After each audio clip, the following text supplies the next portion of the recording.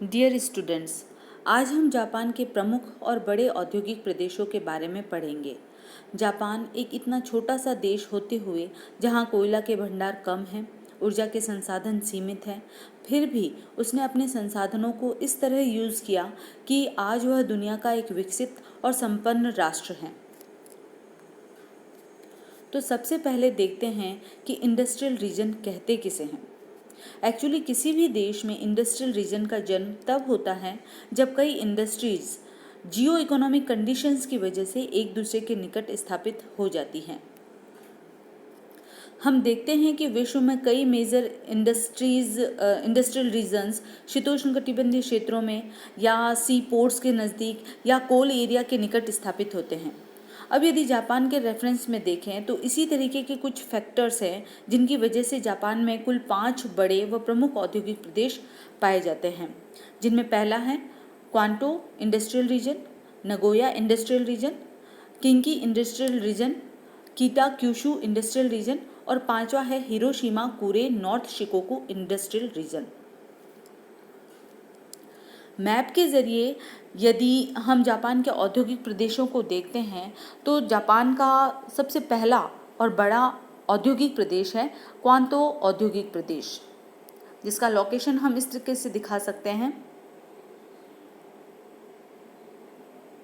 यहाँ पर क्वांतो प्रदेश जापान के दक्षिण पूर्व में स्थित जापान का सबसे बड़ा मैदान है जो प्रशांत महासागर के तटवर्ती क्षेत्र में स्थित है। क्वांतो जापान का सबसे बड़ा औद्योगिक प्रदेश है जहां टोक्यो, याकोहामा, कावासाकी, चिबा, इथिकावा, मितो, कोगा, तनावा आदि इस क्षेत्र के प्रमुख औद्योगिक केंद्र हैं। क्वांतो प्रदेश में पर्वतीय क्षेत्र से बहकर आने वाली नदियों से जल की प्राप्ति, तटीय क्षेत्र की स्थिति के कारण जल परिवहन की सुविधा, जिसके द्वारा कच्चे माल के आयात और निर्मित माल के निर्यात का प्रमुख यातायात साधन है।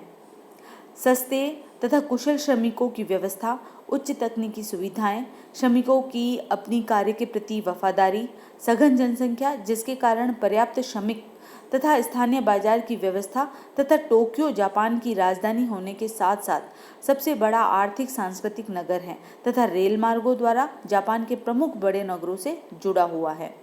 इन विभिन्न सुविधाओं के कारण यह क्षेत्र जापान का प्रमुख औद्योगिक प्रदेश बन गया है। इस क्षेत्र में लौह इस्पात, वायुयानों का निर्माण, वस्त्र उद्योग, कृषि यंत्र, रासायनिक पदार्थ, कागज आदि उद्योग इस क्षेत्र में सघन रूप से अवस्थित हैं। टोक्यो, कावासाकी, चीता, इथिकावा आदि में लौह इस्पात, याकोहामा, कावासाकी में भारी धातु निर्माण उद्योग, टोक्यो, याकोहामा, कावासाकी, उगागा में जलपोत निर्माण, ताबिकावा, मियामी तथा तनावा में वायुयान निर्माण उद्योगों की प्रधानता है। जापान का दूसरा औद्योगिक प्रदेश है नगोया औद्योगिक प्रदेश, जो यहाँ पर लोकेशन है इसका।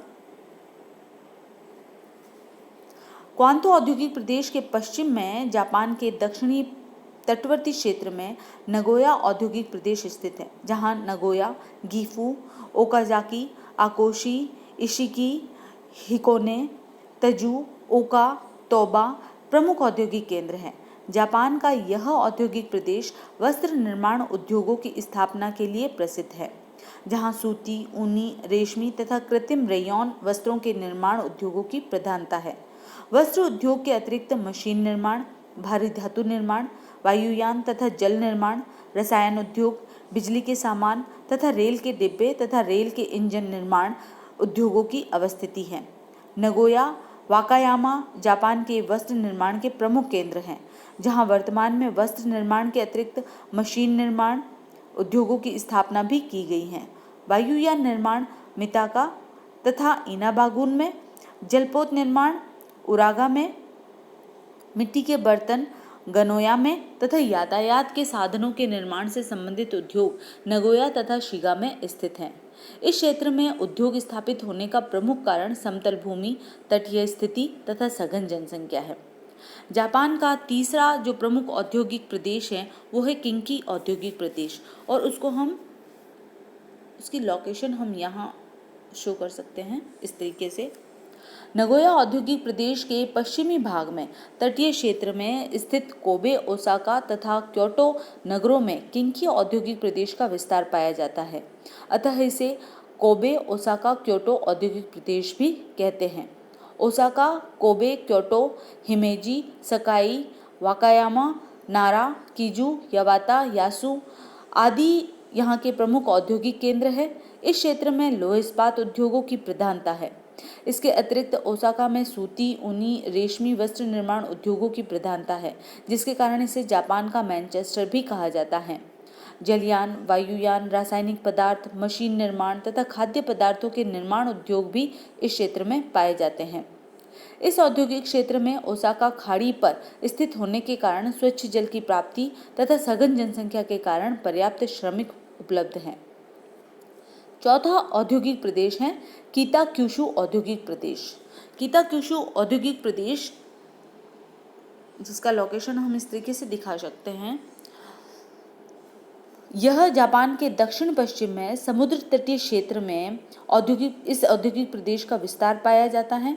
यह प्रदेश जापान में लौह इस्पात उद्योगों की दृष्टि से अपना महत्वपूर्ण स्थान रखता है, जहां जापान के कुल लौह इस्पात में उत्पादन का 50% उत्पादित होता है। तटीय क्षेत्र में स्थित होने के कारण तथा एशियाई देशों के समीप स्थित होने के कारण लौह अयस्क, कोयला आदि कच्चे पदार्थ जल परिवहन द्वारा आसानी से आयात कर लिया जाता है। निर्मित पदार्थों को जलयानों द्वारा विदेशों में निर्यात कर दिया जाता है। अतः यह प्रदेश पूर्णतया आयातित कच्चे पदार्थों पर आधारित है। क्यूशु, यावाता, कोकुश, शिमोनो, सेकी, मोजी, उबे, नागासाकी इस क्षेत्र के प्रमुख औद्योगिक प्रदेश हैं, जहां लौह इस्पात के अतिरिक्त धातु निर्माण उद्योग, इंजीनियरिंग पदार्थों का निर्माण, सीमेंट, मोटर गाड़ियां, जलयान निर्माण तथा रासायनिक पदार्थों से संबंधित उद्योग भी पाए जाते हैं।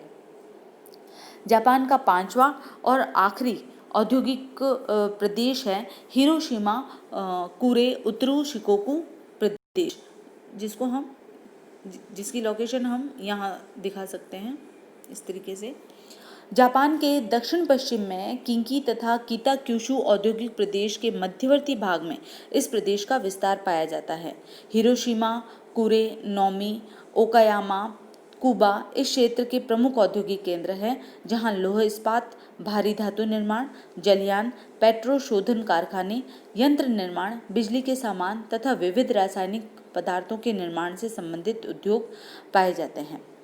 तो इस प्रकार हमने देखा कि जापान के सभी औद्योगिक प्रदेश दक्षिणी क्षेत्र में स्थित हैं,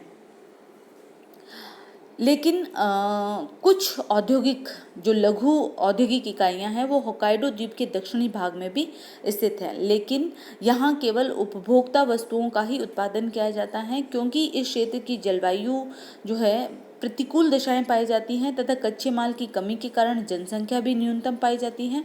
अतः यह औद्योगिक क्षेत्र जो है औद्योगिक विकास की दृष्टि से अपनी प्रारंभिक अवस्था में है। तो इस प्रकार हमने आज जापान के प्रमुख औद्योगिक प्रदेशों को जाना। Thank you.